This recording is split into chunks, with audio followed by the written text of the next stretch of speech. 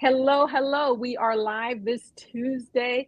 This is Tuesdays with Kamira. I am Kamira, and our guest today is Corey Gillis, Coach Gillis.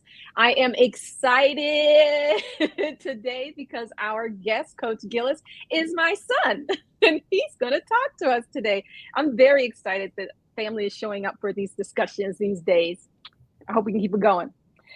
Today, we're going to be talking about parenting teen athletes and partnering with coaches. The whole teen sports world is all over the place, right? Whether your child is just going for experiences and for the love of it, or if you have an elite athlete who is trying to make it into college and maybe pros in their area. And we hear a lot about the parents of teen athletes. Some of the things we hear are complimentary. Some of the things we hear are not so flattering, like the parents in the fans or the parents who are coaching from the stands or some really ugly stuff we've all heard about. The complimentary stuff is all of the time and energy and money that parents put into their children's extracurriculars, especially sports. So today's guest, Corey, is a teacher, and he has coached middle school girls and high school boys basketball teams in addition to teaching math.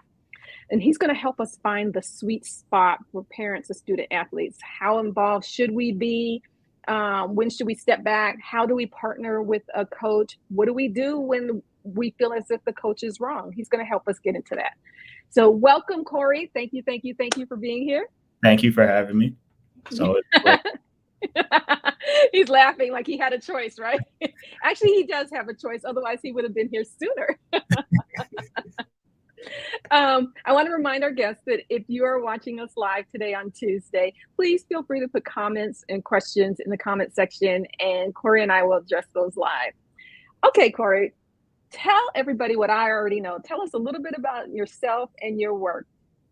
So I do want to retract a little bit because I also taught or coached middle school boys basketball as well. But I served as a head basketball coach for both boys and girls middle school. I was an assistant coach here in Atlanta for about 4 years. And then last year, I just most recently served as a head basketball coach.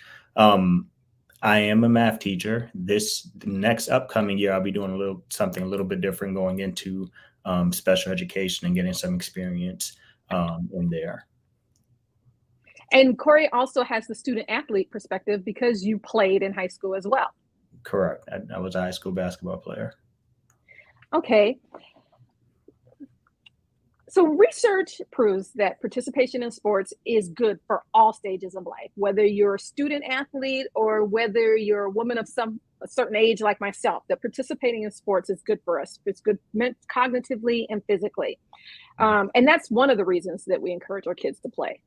But another is that a lot of us played ourselves when we were in school, and we want our kids to have a similar experience if we liked it. Or maybe we want them to have a better experience if we didn't like it, and we kind of push them. Or heaven forbid, we see them throw a ball and it goes kind of far and we start having major league dreams, at night, and we push them. But how can we guarantee that our kids, we have to push them where they won't do anything except for maybe play video games? How can we guarantee that they're doing this because they want to do it and not because they're trying to make us happy or because we're pushing too hard? Sure. So first, I think a child should develop a love of the sport based off of them. And you can do some pre-exposure things at an early age. So, for example, watching basketball or baseball or football and things of that nature. And that's typically enough if they're going to be interested in the sport to get them to say, I want to try. And then from there, it's just getting them some exposure, right? So whether they play in the park or they go to some rec league practice or something of that nature, where they're just able to experiment with the sport in some type of I guess you could say, low impact situation where there's no pressure to perform. And they ultimately have to feel like they're interested in it and they want to go further in it based off of them. It can't be pushing and prodding by an adult or anybody else for that nature to want to participate. because in most cases where you have players or students or children who are playing a sport that they never really want to, they either develop a hatred for it or they just have a general dislike or disinterest in it. So I think it has to come from them. It should be pushed by them, and then as a parent, you should be helping them to further develop on whatever level they want to go into. Um, their interest in the sport. So here's a question. A lot of parents say, because they develop an interest, so we go ahead and we make the commitment and we commit to the season. A lot Okay. of parents, a lot of kids decide they don't like it, and it doesn't take them that long to figure that out. And Mm. parents say, I was one of them, you have to finish the season. You have a commitment to your team, you've made a commitment to something, you have to see it through, et cetera, et cetera. Is that something that coaches agree with? Is it a good idea? Or should we let them quit when they're like, it's not for me? So I think after the first time or so, maybe the first couple of times, you should absolutely get them to finish. And I also think that's dependent on age, right? So, for example, if you have someone who's 8 years old who maybe was trying out football and they got tackled really, really hard. And then they decided, oh, this is not something I want to do. I don't think in that type of a situation, you should say, oh, no, you should stick it out and keep on trying and see if it changes for the year. Because I think you can tell pretty early on if getting hit if is something you want to tolerate. And then you have the whole, which is a different conversation dynamic with sports injuries to that nature and CTE and just general things of that nature, I think, which you have to factor from an early age. And so when it's something that, poses a risk to physical well-being, you can pull them out. More directly to your question, I think that if it's a situation where they may not be getting that much playing time or they're not liking it for a variety of reasons, we could list or name. I think they should try to stick it out for however long the season is, because typically it doesn't start from the very beginning. It's typically a situation where the players are halfway or three-quarters of the way through the season where they decide. And so I'm a big advocate from a parent perspective that absolutely push it through. But then from a coaching perspective, um, sometimes that can lead to just general issues because as a coach and a player, you can tell if somebody is interested or not, if somebody is disinterested, if somebody is trying to give their all. And that can begin to affect the other players when they see that somebody's not invested and they may be treated differently, they may be acting differently. And so it can really, really go both ways. And so it's important as a parent to have an open line of communication with the coach to sort of see how they're doing and what level of effort they're putting forth. I like the idea of the open line of communication with the coach because that leads me into a few things. I really want to talk about partnering with the coach, but first, can you give us some parent do's and don'ts, kind of the parenting a student athlete 101? Sure. Um, Mhm. I think the most important thing is to cheer in public and have conversations in private.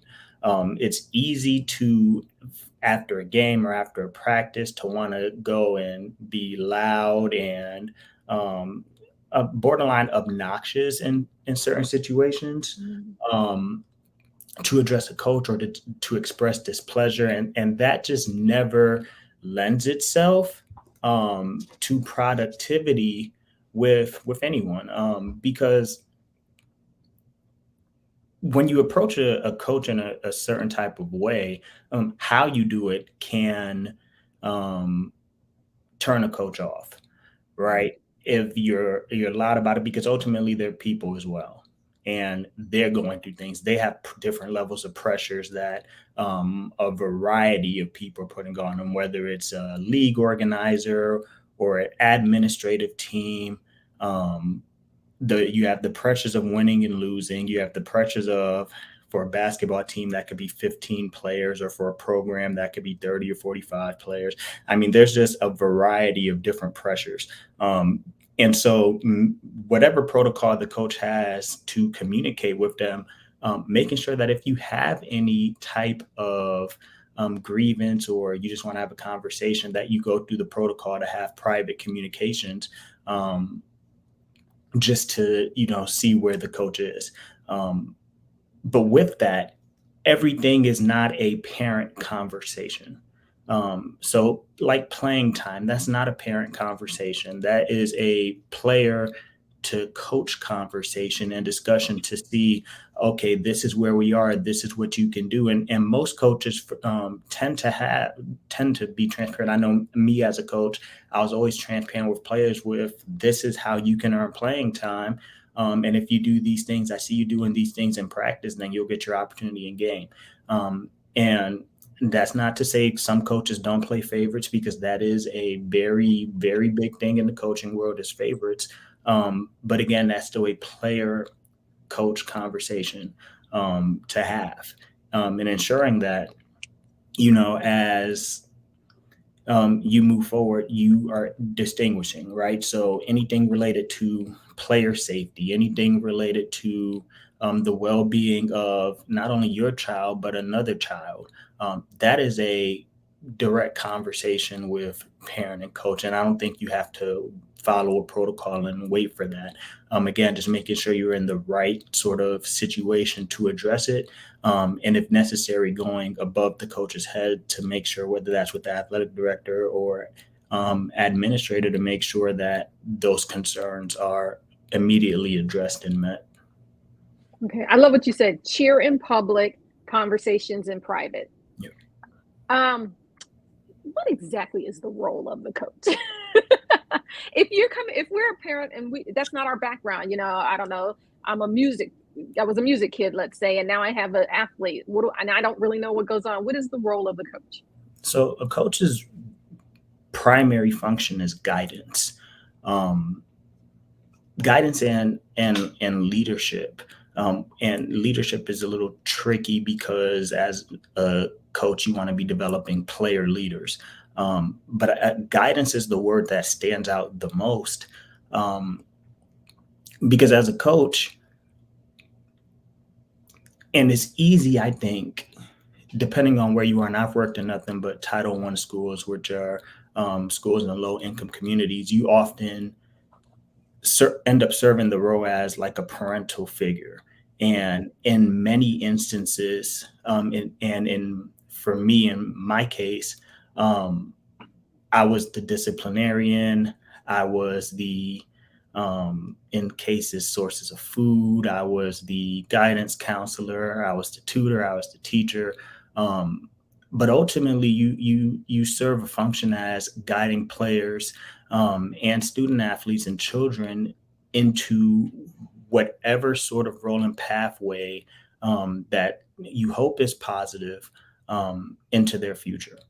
And you effectively guide. There's just so much that goes on as a coach that is outside the sort of purview of just the initial sport that you're playing. And then I think, after you're there to help build the whole child, the coach's role is to then teach about the sport. Um, and I mean, obviously, the goal is to win, but that depends. Winning is not necessarily about wins and losses as much as it's about impact on a child's life. Oh, I love that. Whole child first and then the sport. Um, how can parents best support coaches? What do you want from us, and how do we partner with you? I know that that can be individual based on, personalities, but in general, what do coaches really need and want from parents?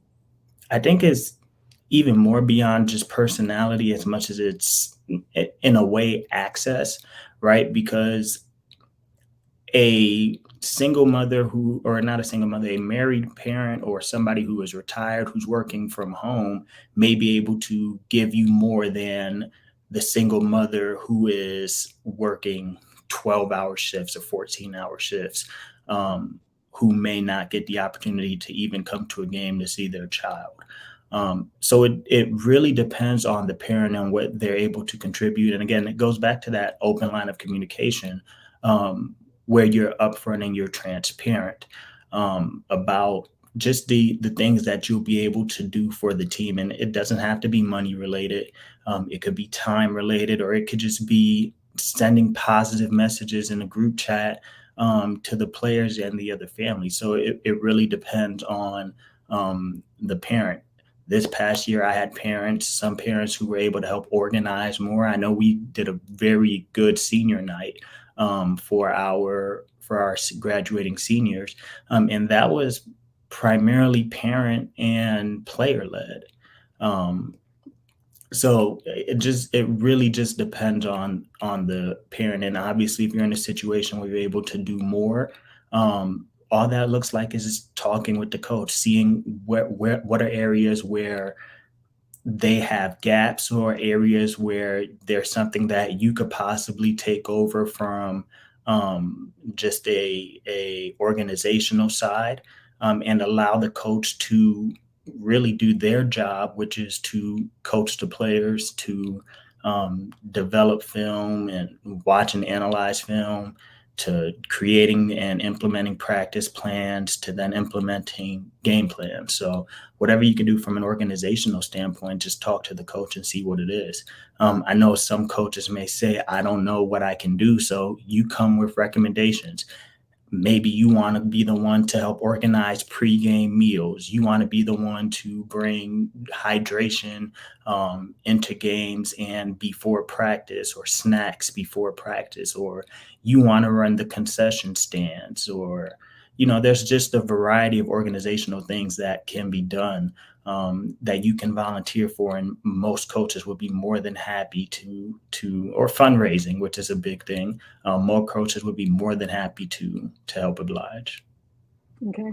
You talked about if we disagree with the coach, that we should go to administration. How When it how comes does when it comes to safety concerns, safety? yeah, Yeah. when it's safety or a child is at risk of injury or things of that nature. Okay.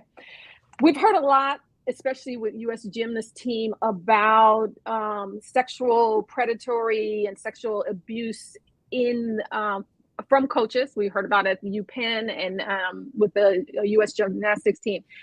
How do parents stay vigilant about things like that? Things that students aren't necessarily going to come to them about, but we want to. We're scared now. We know it's a possibility without overstepping. Sure. So first, I think it's going to go all the way back down to childhood, where you're having open conversations with your children. Honestly, like, so I Mhm. think the first thing, and it's almost cliche, is how was your day? What did you do today? What did you do in school? Did you get any homework? How was practice? What did you do in practice? So having those open conversations and forcing an act, well, first asking questions that require just beyond a yes or no answer. And again, understanding child, knowing how your children are going to react to certain things, right? And so the biggest thing is body language. Okay, Mhm. is the child just shaking their head yes or no? Has their facial expressions changed? Are they normally very happy and jovial, but they're more reserved, or they're timid? There more hesitations in answers? Um, are facial expressions different, right? So again, knowing your child, and in a lot of cases that is tough, especially as children get older. Again, I've worked with many parents who would tell me I haven't seen my child in 3, 4, 5 days. I had situations like that earlier in the year, because they were working, and it's something that is extremely real. So just making sure that you develop some type of a system, whether that's via FaceTime, whether that's face-to-face conversations, where you're able to communicate directly with your child, so that you know um, where how your child is reacting, and then abnormalities, in how they're responding, so that while they may not be directly honest with you that something, to those extremes are happening, that you're able to sort of pick up that something might be wrong, and you want to delve a little bit further into it. Okay. You gave me it's 5 points I'm looking at of things that parents should do or know. I don't know if you have them in front of you, but what are the types of things that we can be doing at home to encourage our athletes or just to keep our athletes prime, be they kids who are just spending time after school or those who are elite athletes who are trying to make it to college? So for a parent, I think those two things are really different things. And for a coach, you'll have a combination of those things. So you'll have players who are going to be able to play NAIA, JUCO, Division One, two, or three, um, for a variety of sports, and then you have players who may be playing sports as just an outlet or a way to an academic scholarship. That was me. Or you may have players who don't have plans to go collegiately and they may want to go to a trade school and to workforce or army or military and things of that nature. So you'll have a combination of different players within a various space. Um, and so I think the approaches for all of those are different. Um, that being said, from a parent's perspective, your job is to talk to the coach and figure out where do you think my child can go from here, right? And so I think that has to be an open conversation, because a coach has a general idea as to the level, and it's important to say that sometimes the coach may misread a situation, and so a child who can potentially play collegiate sports, who may want to play collegiate sports, they may get overlooked or vice versa. But having a conversation with not only that coach, hopefully there's other coaches. So whether you're playing in AAU, you're playing whatever state organized sports league here in Georgia, that's the Georgia High School Association, GHSA. Um, Athletic association. So whatever athletic association is there, you want to make sure that you have multiple coaches that are seeing your student play so that you're able to get the most accurate information sort of as possible, for those who want to go to that next level. But some of the things is letting the coach, right? So you ultimately want the coach to um, do their job as efficiently and effectively as possible. And sometimes, again, just due to either a lack of overall talent or a game plan or strategy, it doesn't necessarily result in wins. However, mentality and mindset, are the players fighting, are they trying their hardest, are they still responsive to the coach, are they responsive to each other, right? That's all coaching. And as a parent, uplifting that and telling them to stay struggle through, because sometimes you're going to struggle and struggle is a part of Mhm. success. Struggle through it, keep trying to persevere, keep pushing, keep fighting, and understand that it's incremental progress that helps make you successful. Some of the other things that I said on my five, go to: be empathetic and be humble. Um, because again, when you're going to go through tough stretches, and in a school, you have so many people over the course of the day who just look to strive off of somebody's struggle or failure. And as a parent, your job is to keep uplifting them and pushing them through that struggle, because it's going to be a necessary part of life. Because life is hard. It's very difficult, and the older you get, the less people you have around you. So you want to make sure that you're their advocate, and you're not tearing down. You're helping to build up, even when struggles approach. So that lends itself into praising little things, right? And again, so as you have conversations with how your day has went, what small thing um, can you praise, right? So let's say your child doesn't play in a game.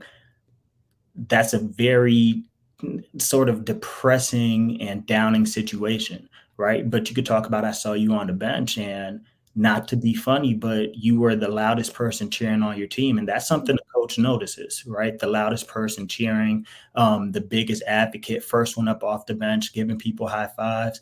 Sometimes that may mean passing out the water bottles to people. being an extension of the coach and of the point guard for a basketball team, that is, off the bench. Again, little things that you're able to do as a player that do not go unnoticed, and in time and situation, that may ultimately allow you to get your chance. So, and as a parent, again, praising those little situations, because it's one of the easiest things to do when you're going through a tough stretch is to sit back, pout, poor body language, and just in general, sort of allow a situation to go in and be dismissive. Um, Promoting and teaching self advocacy. Sorry, it's tough to speak sometimes. um, but again, that comes at an early age, right? Again, you want to make sure that your child is a person who's willing to speak up for themselves. And again, this is why when it comes to conversations around like playing time, or starting or coming off the bench, um, you help build the confidence in your children to want to advocate on their behalf. Because, and I say this all the time, um, a player knows how much time they're going to play over the course of the game, and that's typically due to how they practice.